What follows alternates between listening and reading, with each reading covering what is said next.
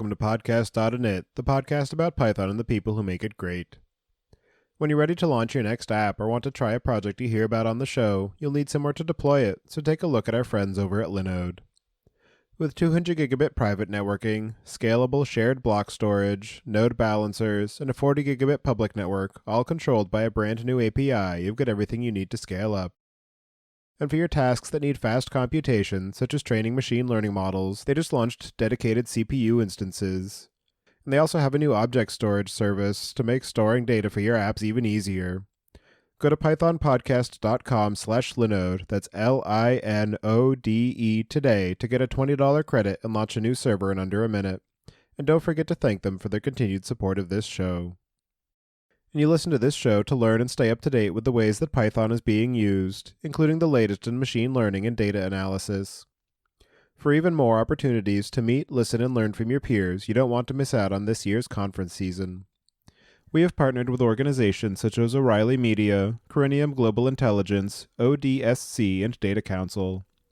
Upcoming events include the Software Architecture Conference, the Strata Data Conference, and PyCon US. Go to pythonpodcast.com/conferences to learn more about these and other events, and take advantage of our partner discounts to save money when you register today. Your host as usual is Tobias Macey, and today I'm interviewing Matías Aguirre about Python social auth and the complexities of third-party authentication. So Matías, can you start by introducing yourself? Yeah, sure. So, hi everybody, my name is Matías Aguirre. I'm a software developer from a small country in South America called Uruguay. I'm the author and maintainer of Python Social Auth. And do you remember how you first got introduced to Python? Yeah, well, it's been a long time since that. So I got my hands on Python back in the days when Django 0.96 was a thing. It was quite a popular version back then. So with a friend, we were looking for something to move away from PHP. So we split our research, one focusing on Ruby on Rails, another focusing on Django, which were the popular solutions at that point. I was in charge of the Ruby on Rails research, but in the end, Django won the contest. I'm quite happy about that. And on your profile, when I was looking around doing some research for the show, I noticed that the list of languages that you primarily work in includes Ruby in addition to Python and JavaScript. And so I'm wondering how much of your focus is still spent on that language and what you have found to be some of the benefits of working in both Python and Ruby, or just your overall experience of that language. Yeah, so I worked on Ruby for several years on my previous workplace. Ruby was the main language we used. That was for around 8 years of Ruby development. And sometimes I got the chance to use some Python. As of today, I'm working on a new place. It's fully Python for everything. Over the years, I had the chance to work on Python on personal projects mostly. Python Social Auth is one of the results of that. And so in terms of Python social auth, can you just start by giving a bit of a description about what the project is and some of the motivation for starting it and the origin story of how it came to be? Yeah. So Python Social Auth is a small library, well, not quite small by now, but it aims to simplify the developer life when they want to integrate social-based authentication and authorization on their projects. So everybody is familiar with the login using X social auth buttons around the web. Python Social Auth wants to hide the complexity behind that functionality while giving enough room to define a good solution that better fits your project. Like many projects, it got started due to frustration with the solutions that were available at that time. It was a small library that I code while working on a personal project. The solutions that were popular back then, they have complicated setups or not enough room to add my requirements. So I found as my own project, Django Social Auth back then, which fully focused on Django. And then it becomes a really popular solution. And a couple of years later, it morphed into Python Social Auth. And at this point, it seems to have become somewhat of the de facto standard for being able to handle these third-party login integrations. I'm wondering what you think are some of the contributing factors to the popularity that it has gained, and maybe give a bit of a description of some of the overall landscape of available options, particularly now, since, as you said at the beginning, when you first started the project, there weren't really a lot to choose from. So yeah, I'd say that the main contributing factor to make it so popular was the simplicity while integrating on Django. The idea overall of the project was that we really small set of settings or small changes in your code base, you will have a fully working authentication process using a social website as your source of information for the user details and user profile. Then the second key factor on the proprietor, I would say, is a particular feature on the library, which is called pipeline. And this feature allows you to extend the authentication process as much as you want with any requirements that are needed for your project. Back then, this functionality didn't exist on the solutions. Actually, as I recall, the popular library at that time, you were required to define templates, add buttons, add forms, and that didn't seem like the proper solution for authentication flow, where usually you just click a button, go to the authentication provider to put your credentials in there, and then you are sent back to your site, and you have your account already up and running. That was main focus on Python sellout, and it did quite well, but it does that today too. And then in terms of some of the use cases of when somebody might want to enable integration with these third-party identity providers, what are some of the motivations there? And what are some of the trade-offs or drawbacks of delegating authentication and identity to those third parties versus controlling it entirely in your application? Almost every web application requires users to be registered in order to properly work. It's a common pattern. Everybody wants users on their side using the application. And it's a very common problem, but it demands quite a lot of work to solve. You need to define forms or validations, email confirmation, you have profile, pictures, upload details, etc., etc. It's a very complex project and demands a lot of work. And then there's the security bit of all this, which is password, handling password, ensuring that they're properly hashed on your database. You use a salt, a good algorithm. Then there's potential of leaking this password out, and especially when there are so many bad practices used by users, like use the same password for every site. There's a risk, a security risk on all this. Social authentication solves most all of these problems. There's no forms, you just put a link on your site. Profile details are already populated from the authentication provider. Email address are usually already validated by these authentication providers. Especially there's no password on your end. You don't need to have a password stored on your database at all. So there are many factors that get reduced simply by adding a link or a button on your site. And for a number of projects, they'll actually have both options where you can create an account using an email or a username and password, but then also have the option of using different social providers, whether that's Google or Facebook or Twitter or GitHub or what have you. And I'm wondering what you have found to be some of the either best practice or common trends among people using Python social auth as to whether they prefer to have that option of maintaining identity on their platform, or if they tend to prefer just relying on these social providers as the primary or only authentication mechanisms. Frankly, I don't see a gain on our side by maintaining authentication on our project. I really dislike password. I prefer authentication mechanisms where I put my email address and a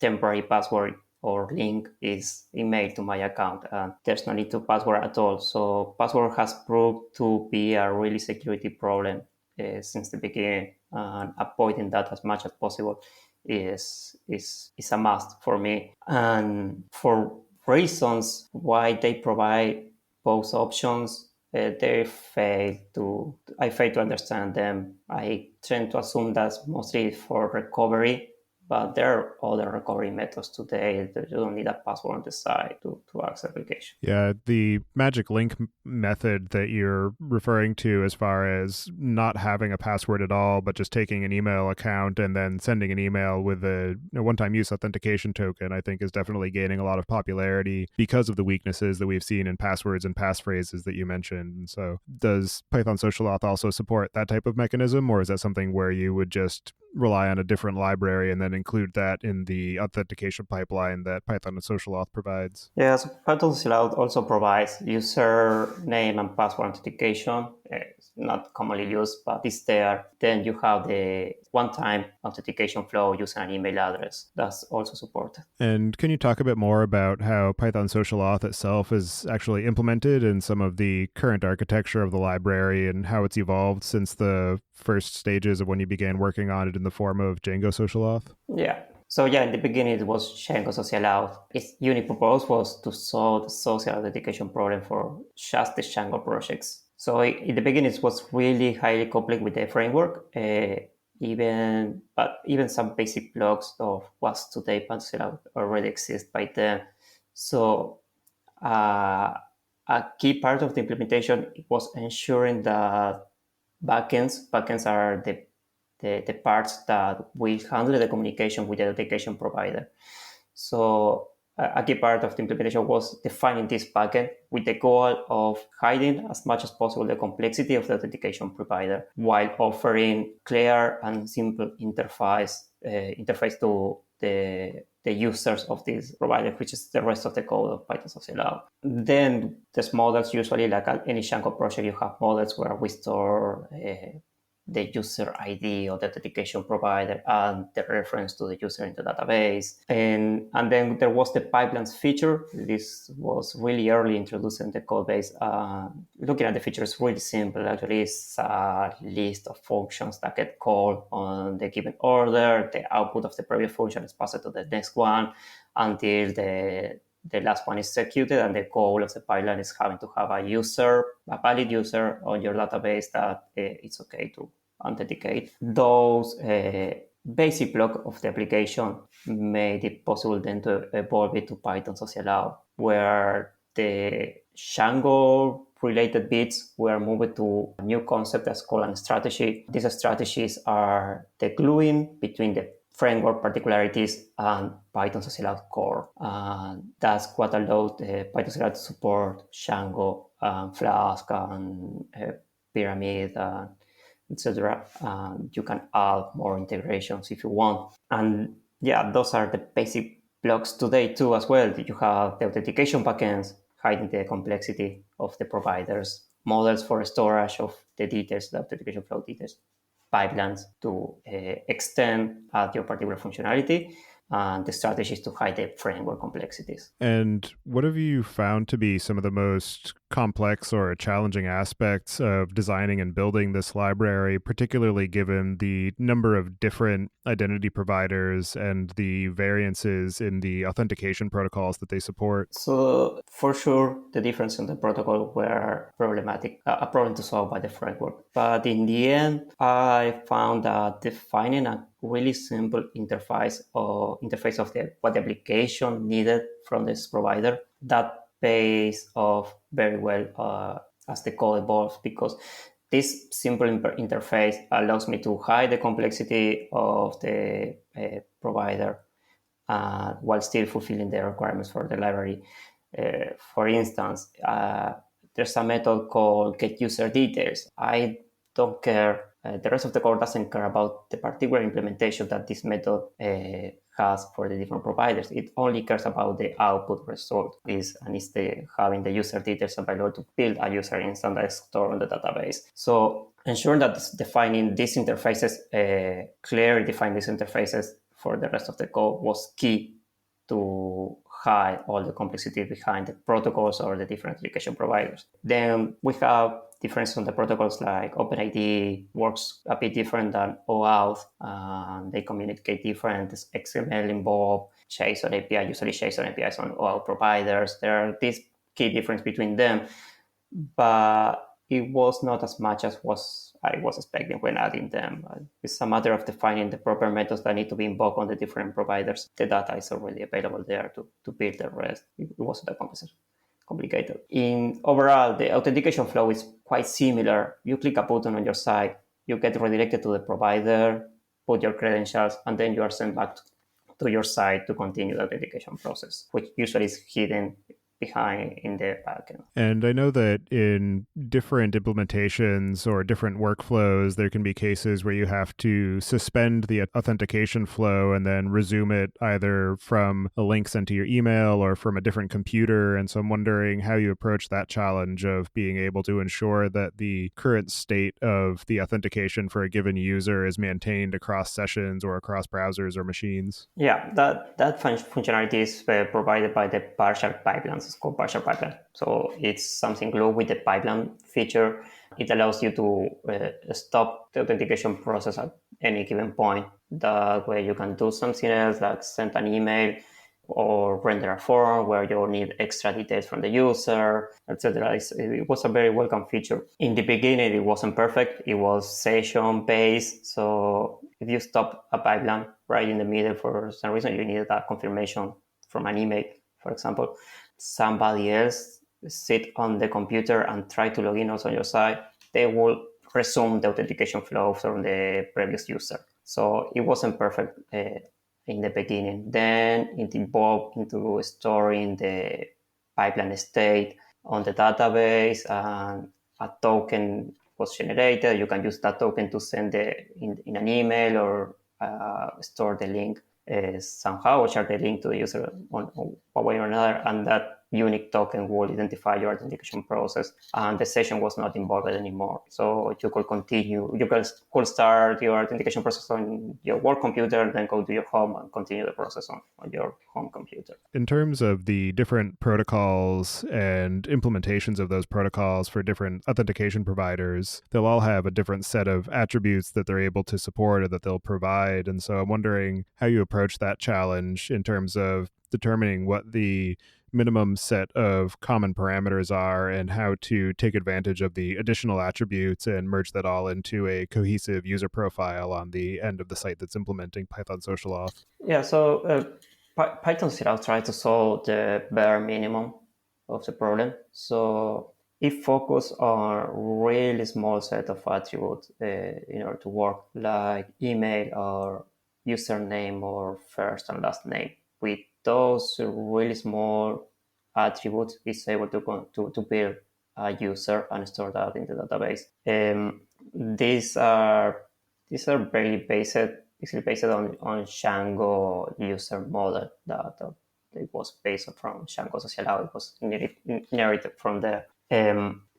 Still, you are able to define what actually attributes you want to pull from the different authentication providers.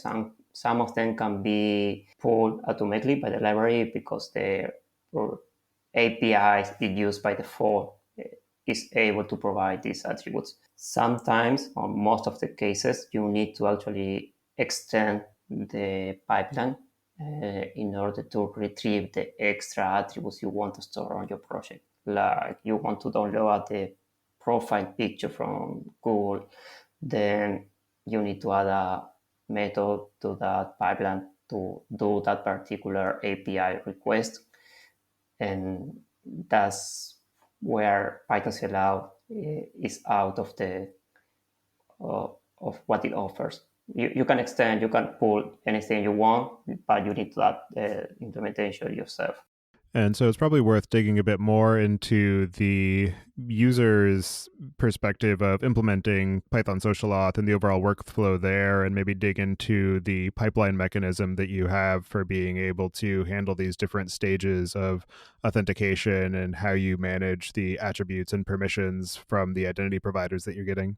Yeah, so from developer perspective, usually all you need to do is go to the authentication provider administration panel or page. There's usually one dedicated for developers where you can create an application. Once you create that application with certain values like a redirect URL, you will get an application ID, application secret, or an application ID for OpenID. There's bare minimum settings that then you go to your project, add these particular keys in your settings to be available for the backend that will handle the authentication. Then you can include a URL or a button on a template And once the user clicks on this button, the authentication flow kicks in, and you end with a created user or an existing user already logging on your site. So it tries to be really simple. There's the complexity of going to the panel to create this application and certain requirements from these providers. But then on the Python CLI side, it's a set of settings, a URL, a link, that's all. But if you want to extend the functionality, like in the previous example, download the profile picture, the work is a little more involved. You need to figure out which are the permissions name or scope name you need to use to be able to access this profile picture from Google, for example. Add that scope to a setting, and with the scope there, you will get granted access to the API that provides the picture, and then you can call this API to download the file and store it in your local storage or where it needs to be. So the really simple solution. It usually is enough for everybody or for most of the projects. If you want more involved solution, you can do that. There's room for that, and that was a goal of the project too. And another concept that's often conflated with authentication is that of authorization. And I'm wondering how you handle that aspect of the overall process of identification and permissioning in Python Social Auth, or if that's something that you leave entirely to the developers as a separate concern from what you're trying to tackle in this library. Yeah, Python sellout actually doesn't care about that at all. I understand there's an abuse of authorization protocols or auth, and they are, even if they are only to authorize access to API, they can also be used to create a user on your site and authenticate the user in your site. So there's a fine line there that you could usually cross. OAuth is used for authentication as well. In the end, it's up to the developer to decide if you want to use OAuth for authentication or just authorization to access APIs on behalf of the user. My experience is that OAuth is the most common protocol around the web, and it's usually used for authentication as well as authorization. Yeah, and in terms of the scope of the application that is granting these identities to the users, authorization also takes on a different scope of what they're allowed to do within the application, which is not something that you necessarily want to rely on third-party identity providers and their scopes of determining, and something that you would have to build as a primary concern for your own application. And I know that there are a number of other libraries available for Django and other frameworks for handling that concern, which is definitely a separate and differently complex beast to tackle. And then in terms of the protocols that you support, as you said, a number of these identity providers are using now OAuth 2, but also some of them are using OAuth 1. And then there are things like OpenID and SAML, and they all have different variations of how they handle the overall flow. And I'm wondering what you have found to be some of the most interesting or unexpected or challenging lessons that you've learned in the process of building support for all of these different authentication protocols into this library. So I was lucky enough to be able to build Python Sellout on the shoulders of other bigger projects like OpenID, Python OpenID, or OAuth Live. There's also a SAML library that will integrate with will provide you the access to the protocol on a simple way. So it wasn't that difficult to integrate the different protocols. All as since Python Social Auth actually cares about the bare minimum solution to the problem, it actually requires very little from this library. Usually a URL that the user is going to be sent to grant permissions, input the credential, grant permissions, etc. And then there's a secondary API that gets called most of the time. It gets called to get some extra details. OpenID has the difference that these user details are already provided in the response back to your site. But this complexity is all hidden on these libraries I use, or this little small complexity that I need to implement on Python Sellout in order to access the needed attributes. So in the end, the authentication flow is similar on the different protocols. You send the user to a site, the site sends the user back to you, you exchange a few attributes from an API, and that's all.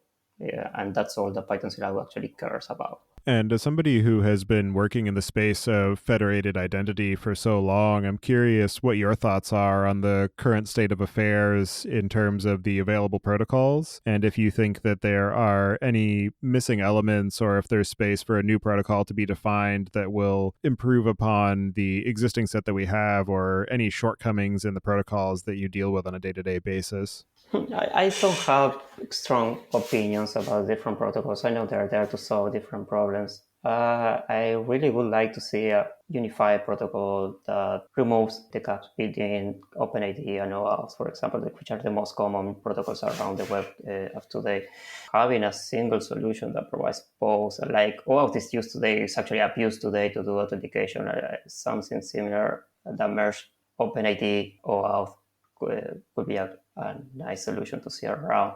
So from a developer perspective today, they actually have the option to avoid the hassle of integrating social authentication on their site, or the many sites, or the different protocols. Even with Python CLI that try to solve the differences, there are appearing simpler solutions today. Services that will provide you social authentication or user authentication as a service. It reduces actually the work you need to do. So in the end, for developers, which is the word I care, with this library, is becoming even simpler to add this feature to your site. And in terms of your experience of using Python Social Auth, or your conversations with people who have been using it for their own purposes, what are some of the most interesting or unexpected or innovative ways that you've seen it used? So I don't usually get feedback or innovative ways that the library is being used. I usually land on a blog post here or there, or something pop-ups on my Twitter feed. But there was a particular project that probably wins the contest of being innovative, and it was a user using Python social auth to authenticate, and once authenticated, the garage door of the house opened or closed. I don't remember the details now, but I don't remember if you log in and you have the control of the garage door on this website, or automatically by logging in, your garage door will open or close, depending on the state. It was a really fun read. I can find the blog post anymore. Yeah, it's definitely an interesting way to abuse the pipeline where you can run arbitrary functions just as a result of different stages completing. So yeah, indeed. And then in terms of your experience of building and growing the community around it, I'm wondering how that has evolved, and just some of the overall benefits and learning experiences that you've had as a result of it gaining popularity, and then splitting it into its own GitHub organization and onboarding new committers and maintainers to the project. Yes, sadly there are no more maintainers on the project. I tried to add a couple years ago, and the experience actually didn't work out. It's not that they were bad maintainers or anything, but in the end, the amount of work added to the project actually they abandoned the effort, so that I discarded that option since then, sadly, because I really would like to delegate a lot of the work that is needed for the library. I'm at a point of my life where dedicating time to Python sellout is really something I'm struggling with. New maintainers would be really welcome to the project to revive the efforts and the different development that is needed at the moment. I have a big list of different items I want to work on the area, but I need to find the time to dedicate to it. And right now I'm currently on a low maintenance mode where I go in, review the different pull request some changes, and merge a few here and there, and then release a new version of the library with the last pull request merged. And in terms of the primary focus, it definitely seems like, particularly given its origin of being integrated with Django, that it's primarily used in web contexts, but is it viable to use in other types of environments where it's primarily just for authenticating between backends, or maybe in terms of some sort of industrial automation or Internet of Things contexts, or is it primarily just focused on a web environment and anything that people might choose to use it for outside of that context, they're sort of treading their own path? So as of today, it remains a web-only solution. There's still on my plans improving that area with the introduction of strategies on Python Social Auth that opens the door to implement new ways of integrating the library on new places. I really would like a solution that's fully console integration, that you can, the usually token number is based on the console or stuff like that, or a UI. It doesn't need to be a web one.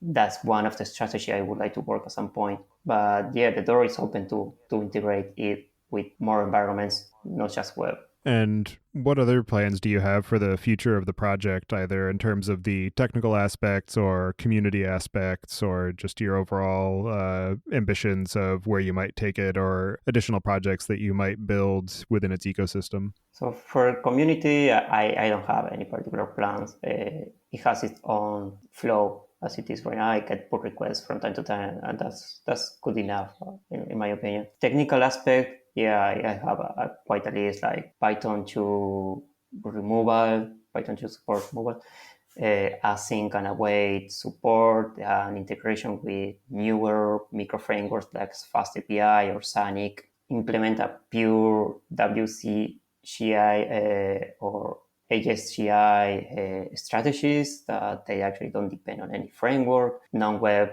integrations, and improvements here and there. SQL Alchemy integration, it needs some love. I know better the library now. I know I can do a better code there. And of course, documentation. The documentation needs a lot of work in improve examples, improve documentation on how to implement new strategies, new backends, new integration, etc. There's a lot to do. And are there any other aspects of the work that you're doing with Python Social Auth and the library, or any of the associated topics with identification and authorization and authentication that we didn't discuss yet that you'd like to cover before we close out the show? No, actually, no. I actually like Python Social Auth. It is trying to solve the bare minimum to the problem. I really like to keep it that way. Okay. Well, for anybody who wants to follow along with the work that you're doing, or get in touch or offer contributions, I'll have you add your preferred contact information to the show notes. And with that, I'll move us into the picks. And this week, I'm going to choose the Joker movie, which came out recently. I think they did a very good job of portraying the character and giving a believable and meaningful origin story, and a lot of really good acting throughout. So for anybody who is at all interested in that overall story space of the Batman mythos and the DC characters, it's definitely worth a look. Not your typical Superman story, definitely much more character driven, but worth a watch. And so with that, I'll pass it to you, Matías. Do you have any picks this week? Yeah, I have a technical one that I'm really enjoying using this new micro framework, Sonic, which focus on async and await support on Python 3. I really having some fun. It's close to Flask on API, but it has its own small things that make very comfortable to work on. Non-technical picks, I'm really looking forward to watch the new Star Trek Picard series. I'm really looking forward to that, and I'm really fan of the saga, and this one is really promising. All right. Well, thank you very much for taking the time today to join me and discuss your experiences of building the Python Social Auth framework. It's a tool that I've used pretty extensively in the projects that we do at work, and it's made our lives a lot simpler. So thank you for all of your efforts on that front, and I hope you enjoy the rest of your day. Thank you very much. Thank you for having me over. Thank you for listening. Don't forget to check out our other show, the Data Engineering Podcast, at dataengineeringpodcast.com for the latest on modern data management. And visit the site at pythonpodcast.com to subscribe to the show, sign up for the mailing list, and read the show notes. And if you've learned something or tried out a project from the show, then tell us about it. Email hosts@podcastinit.com with your story. To help other people find the show, please leave a review on iTunes and tell your friends and coworkers.